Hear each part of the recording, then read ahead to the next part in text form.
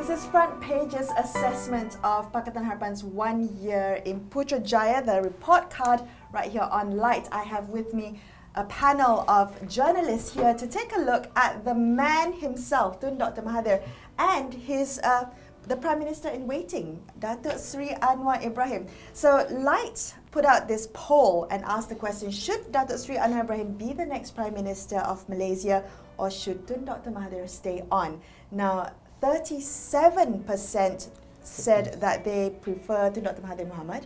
36% said that yes, they agree Anwar Ibrahim should be the next Prime Minister, and 27% said that they do not agree. I mean, based on that kind of almost evenly split, a third of each category. Gaia, I'd like to get your thoughts on that. How would you respond to this question if it was posed to you on this survey? Isn't it deja vu of 20 years, right? Like we feel like we've come back to, sort of, well, not one really, one full circle, with maybe some changes. So I think that this is a fantastic topic, especially to be covered by the media, because it has so much of drama, it has so much of speculation, but at the end of the day, we actually don't know what's happening. I think for observers or for people who are reading the news, I think what we have as a starting point is there's this somehow of a tacit agreement between them that, okay, there's going to be a transition. What this transition looks like, what will happen, we are not clear, and maybe part of it is because they don't want to, as we have spoken also before, spook investors and not make too many promises. I think there's so many of those things around. But to me, I think, personally, I was, let's say I never thought that I would see the day when Dr. Mahathir is back in power. So that's the reality. I never thought that would happen. Do I think it was a necessary move? Maybe. I can't say that an alternative there was a clear alternative. But I think it's problematic to just sort of like frame it as, here's Tun Mahathir and then here's a Prime Minister in waiting. I think it does need a lot more sort of thought into how much the public actually thinks the seat or this position belongs to Anwar Ibrahim, because I think there's also criticism that it's not about what is your entitlement, right? I mean, this is an agreement between political parties. I think the public is divided between, and as the survey shows, those who support Dr. Mahathir and those who support Anwar Ibrahim. I think that we need to actually give a lot of credit also to Anwar Ibrahim and his party. I think we would not have been here without the kind of sacrifices, without the kind of push, the kind of negotiations that they've also had with the other opposition parties. But I do think that it is not enough to say, here's transition, everybody just accept it. I think there needs to be a lot more competitive process within the coalition. Process, in the coalition to decide. Meaning this is up for for grabs? Yes, it should be up for grabs. I mean, I think, okay, we never thought that this would happen, this change would happen, yes. But I think that we need to actually put in place and get into a culture of competitive politics that is healthy, and not sort of be one of those where it's really sort of hierarchical and feudalistic. I hand over to you. I think that's problematic. Okay. I think we are in a position where we can say, let the coalition actually also again decide if indeed this is their candidate and the way forward. Gentlemen, do you agree? But I think while I might agree to a certain extent, I disagree that Which you parts? go back to the coalition to renegotiate who becomes the Prime Minister. Because I think, if you ask the supporters, Anwar supporters will say, gone. You ask other supporters, neutral people like us think differently, like you thought differently. And I think differently because, for me, keeping the election promise, the premise on which they came into power, with everyone's involvement, support, full support, we should keep that promise. Because Anwar has the qualities of a Prime Minister compared to, I don't think anyone else there has the clout he has in terms of becoming a Prime Minister. So if you're not going to keep this promise, there's a huge danger of PKR breaking up and Pakatan collapsing in the process. Well, so do you risk this? I don't think we should risk this. That's also holding the public at hostage, which I think is no, but the public voted with this arrangement in this mind. I wouldn't say for sure that arrangement was critical for the voters to decide. I think there were so many other elements. So Yeah, but that the was chief elements were these, I think. when we saw Mahathir. the Port Dickson by-election, there was a lot of talk about what entitlement and whether Anwar was the Prime Minister and waiting whether he should be allowed to, essentially sweep through this by-election, right? So there was a lot of discussion about whether this was the mandate from the public. Having won GE14, it was the mandate from the public and the voters that Anwar Ibrahim will succeed to Dr. Mahathir as the Prime Minister. Now, I think that's still a question up for debate, but do you, Terence, agree with the Prime Minister in waiting concept? You must understand, way back in March of last year, there was a written agreement involving the leaders of all the coalition parties within Pakatan Harapan that agreed that Mahathir would be the Prime Minister if they had won. And Mahathir only agreed because he knew that they were going to win. Okay, and there was also an agreement that there will be a succession plan because he was 93 years old. Don't forget. And I don't. This 37% who still prefers Dr. Mahathir. They think he's who they think is Yoda or Highlander or what is going to live forever. So what's most important, and Anwar himself has said it, is to tell the public, assure the public that there will be a succession plan that where the governing of the country will not be disrupted with the absence of a Prime Minister, a sitting Prime Minister. So I agree, Parkran, because when they went on the campaign trail, they went out to the campaign trail and this was what the message went to the people: I'll be Prime Minister for a year, for 2 years, or for a short time, and Anwar will take over from me. And now, as the conversation has been going on for the last 1 year, new dynamics have come into it because the first-term voters cannot relate to Reformasi, cannot relate to Anwar Ibrahim. So Datuk Seri Anwar Ibrahim, was of appeals to a certain generation. So Correct. the younger generation don't know this man because he spent so much time in prison. Exactly, but they know Azmin, they know Rafizi. So now the conversation about succession plan is going beyond Anwar. Anwar himself is 73, 72, I think, and he'll be 76, 75 years old in time for the 15th general election. So we also have to think about succession post Anwar, and all eyes seem to be focused on Azmin. So one of the conversations that are taking place is also that Anwar takes over from Mahathir and then leads the country into the next. Leads Pakatan Harapan into the next general elections in 2023 or 2022, whichever, and then somebody else takes over from him later on. But then again, this was something that was the discussion began about 1 year ago, before Bersatu started expanding its power base, before Bersatu started talking to UMNO, started talking to PAS. About 2 weeks ago, I was talking to a senior UMNO leader who just crossed over, and he says that another 30 are going to cross over to Bersatu. And so when that happens, when Bersatu becomes as big as PKR or becomes a force to be reckoned with within Pakatan Harapan, the power shifts. Is Anwar becoming Prime Minister, succeeding Mahathir, going to be a factor at all? Saiwan, you have been uncharacteristically quiet. What is going on? He's about to burst. First thing first, you must admire Mahathir. He is the only Prime Minister in the world who has already announced his successor and yet is not a lame duck Prime Minister. Yes. Okay? Any other President, Prime Minister, by now would have been ignored by everyone else. Everyone else be currying favours with Anwar Ibrahim.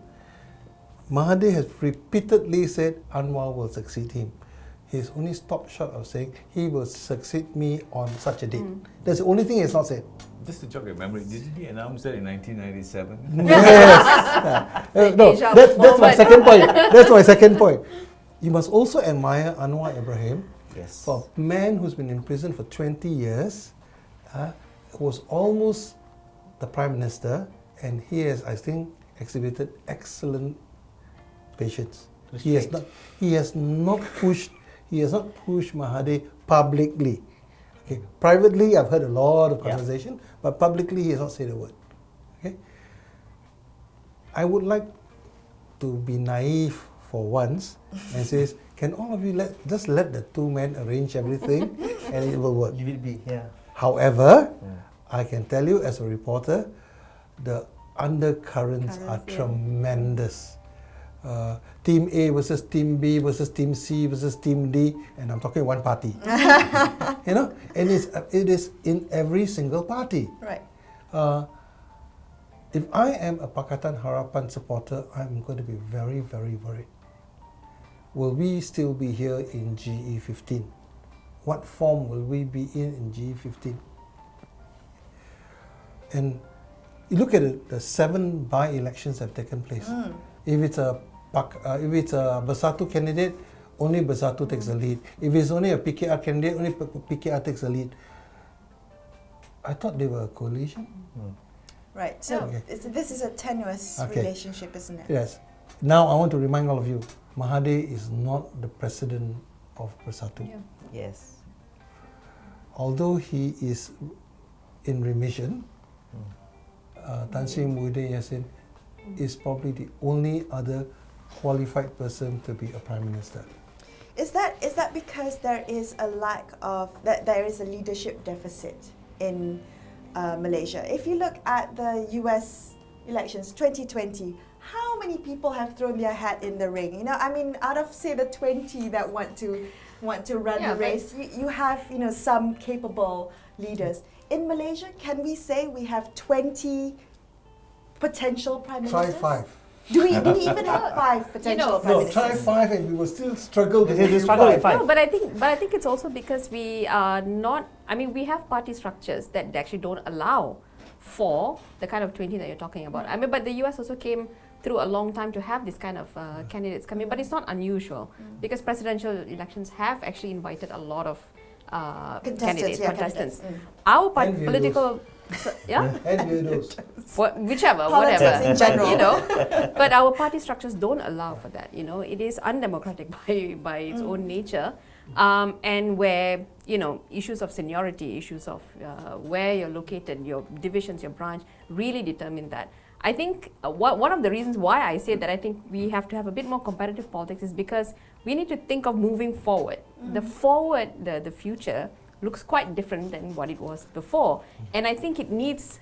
I mean, I am very critical of a lot of the ministers, but I think that having young people is for us to also feel comfortable that our politics can be driven by people who are not necessarily at that level.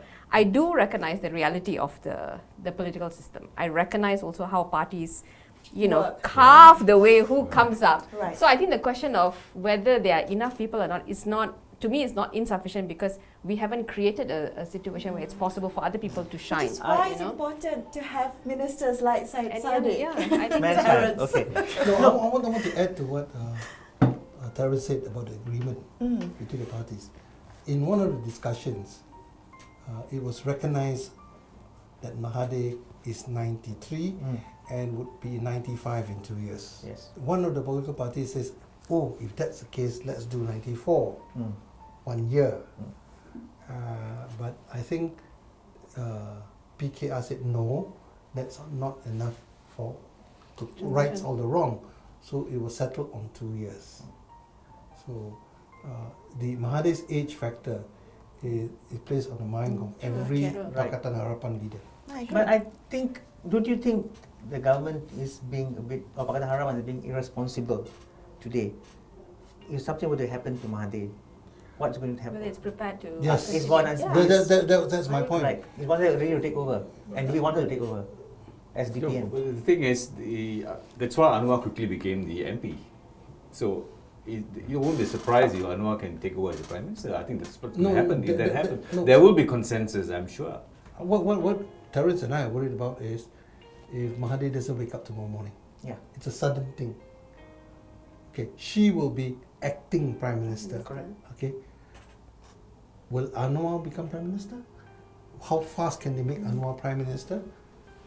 It's going to be a consensus within the coalition, Pakatan coalition. I am expecting over the next few days, hopefully, that there will be a Pakatan Harapan leadership meeting, and I understand a deadline will be discussed. Yes. Okay, so as you mentioned a bit earlier, But whether they will make it public but is another thing. Short of there's also announcing a this date. talk that there are groups aligning I don't know if you Yeah, heard of that. they You know, will- it's Yeah, but like- there will always be yeah, it's discussions like, about that. No, if Anwar Muhyiddin coming in as the Anwar is going to deputy take and- over, then allow him to come into cabinet today, so that Yes. there will be a proper transition of policies when he takes over. What is he doing sitting in Port Dickson? So, or wherever it is so that he's as in make a cabinet position Yes. open for Datuk Seri Anwar Ibrahim? I mean, you've got 26, currently you've got 26 ministers, BN had 35, I think. You bring him in or give him special functions or something. What's one more? What's one You're more? saying? So that at least Okay. at least there will be a proper transition of policies. And there then will be he will be assurance aware of what the what's going discussions on. are. Yeah. I want to know what you think about what qualities is needed to take over to Dr. Mahathir's leadership. Whoever succeeds Mahathir must be able to keep Pakatan Harapan together. Yeah. That is going to be a Yes. struggle. The biggest struggle. See, I think Mahathir is able to do it by virtue of being Mahathir Mohamad. Right. Will they keep together because by virtue of it being Anwar Ibrahim or Muhyiddin Yassin? I don't know. They've never been tested. Mm. So the biggest test for them is not implementing HSR or ECRL, it's keeping the coalition together. So I think that, okay, so generally our system has propped up even the most incompetent leaders. Yeah, the system is designed for that, and which is why BN stayed for such a long time, because we have a system that does not require you to be competent at all levels of governance and political. It is able to prop up because of the way, as I said, parties are structured, the kind of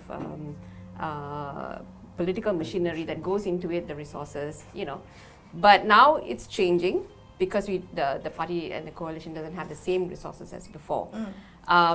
I do think that keeping the coalition together is very important. I think that the fact that they came together for the elections, which was very surprising to many, but not able to hold on for the by-elections is really disappointing.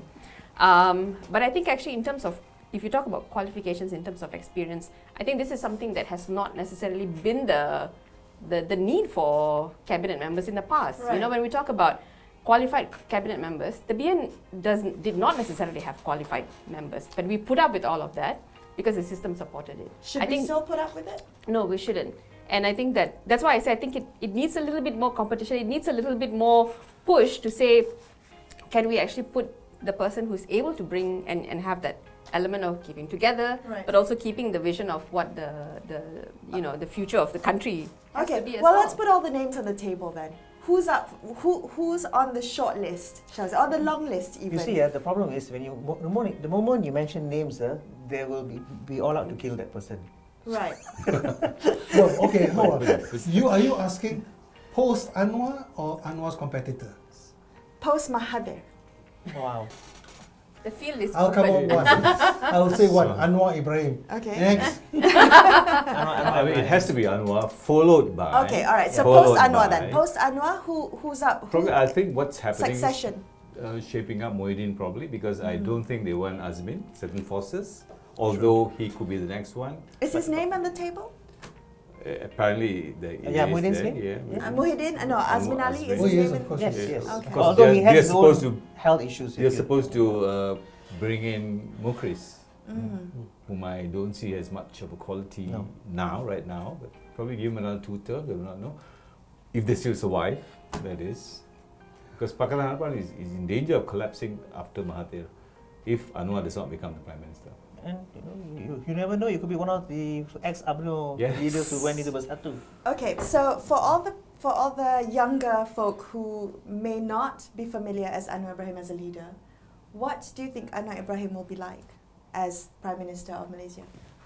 But it's interesting when you say that young people don't recognize or don't identify with Anwar, but many of them recognize or identify with Mahathir, which is very interesting. No, It's because they were, it's a kind of because narrative 20 and years Anwar was not on the scene. yeah. Yeah. Yeah, but that's what I'm saying. It's interesting that there's that gap, Because for a good part of 20 years he was locked No, away. because Mahathir switched from being Prime Minister to Yeah.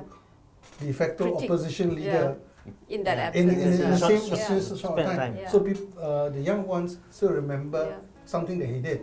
But And also, also I from mean, the they parents, grew I guess, up. they They grew yeah, up they were born in into- 22 years of his. Yeah. Of his And they probably No, watched the they- video No, I don't during think the campaign. I don't think many of them, the young voters, had Mahathir as Prime Minister. Okay. No, they were born They're when he after. was left. After, Yeah, when he left. okay. Yeah. But Yeah. hearing But it you from know, family. but also if you see globally, the memories of the sort of like former dictators, authoritarian leaders beginning to dissipate. So you find young voters sort of having a much higher tolerance of the families they or are- the previously because they did not live through it. Right. They were And they only don't have told that the good memory. things. They were Yeah, only told the good yeah. things. Okay, Yeah, so so- coming back to that question about what Datuk Seri Anwar Ibrahim will likely be like when he is Prime Minister.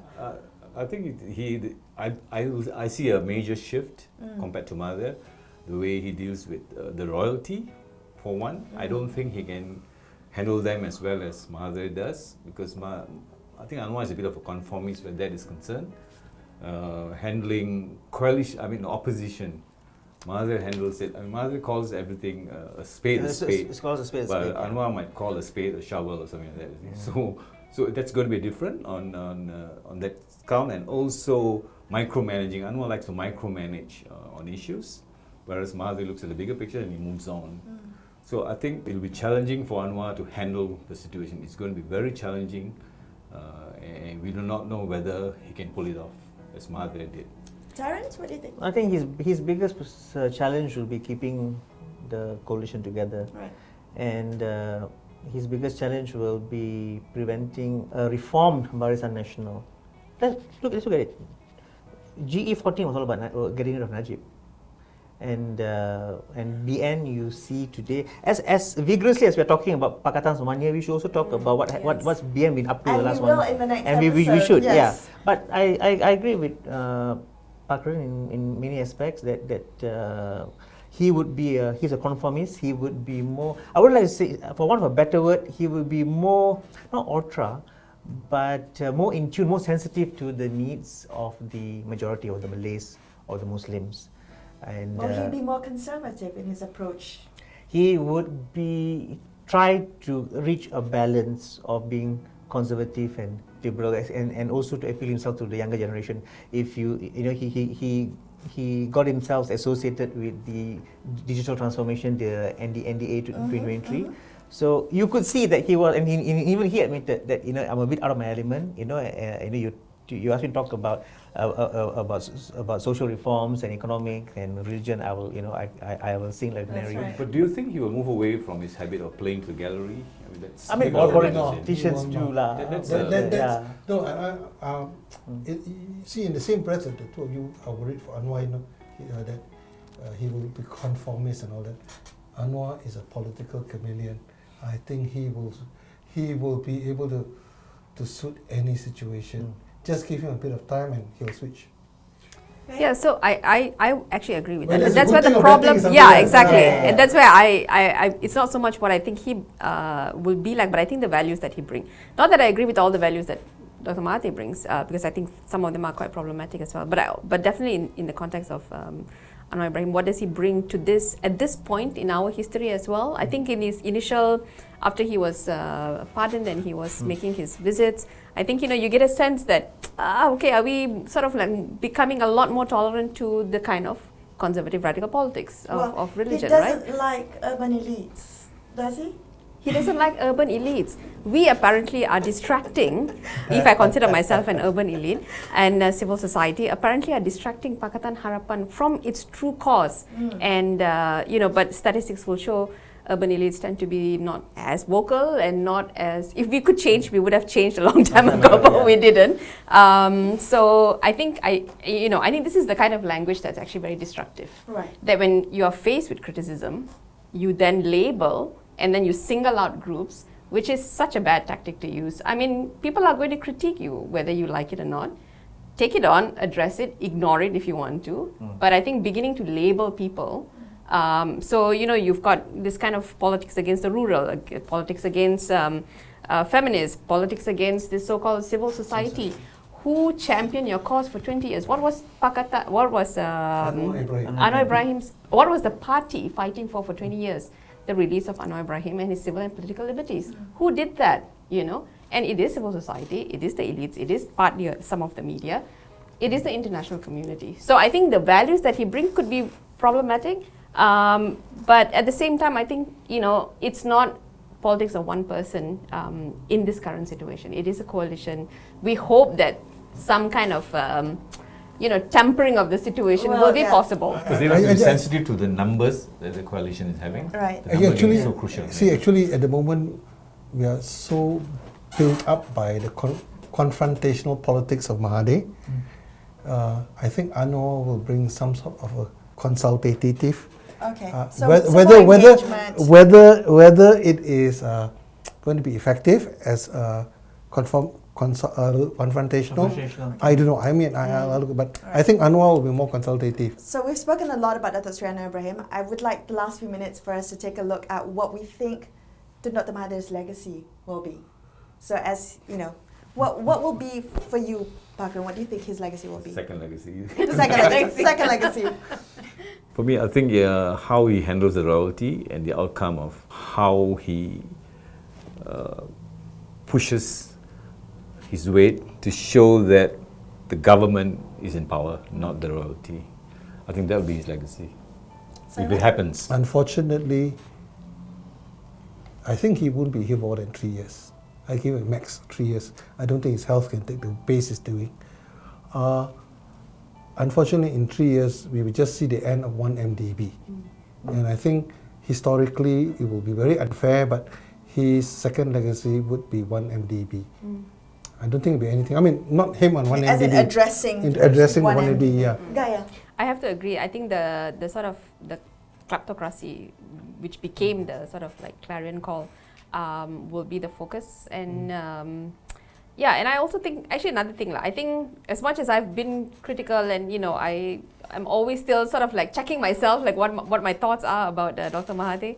I think the change that happened, as he re-entered politics was that this is not the same Malaysia that he left. I think he has been far more open and responsive to the kind of diverse opinions that have been there. So I think, and the talk of reform, right? I mean, I think that was really quite significant. I think that probably, to me, I think when I look at him, I think that would be my sort of, your takeaway. My takeaway, main legacy from him. Terence, had that thought there? Mahathir has, as we know, Mahathir has been named in Time magazine as one of the 100 most influential people, and the citation, if I'm not mistaken, reads that he came out of retirement to basically save the country from kleptocracy, from bankruptcy, per se. So his legacy will always be that. But if you want to talk about his legacy today, I think it will be a bit too premature. I think his legacy will be determined in the outcome of the 15th general election. He should be. They're trying to censor me. So any failures today or on the night of the 15th general election may still be attributed to him, because whatever all said and done about Mahathir today, I mean, he's undoing years of what happened under his watch. Okay, that's one thing. Right. And all you want to say about Mahathir and Pakatan Harapan and Bersatu, they have failed to gain the trust and the support of the Malays, of the Muslims, which is very crucial in moving forward. Najib said it very well, whether it was a threat or whether it was stating facts. He did mention that it will be a very sad day if Barisan Nasional were to win the elections without the non-Malay support. And similarly for Mahathir and for Bersatu and for Pakatan Harapan, they need to get the support of all Malaysians, which they currently don't have.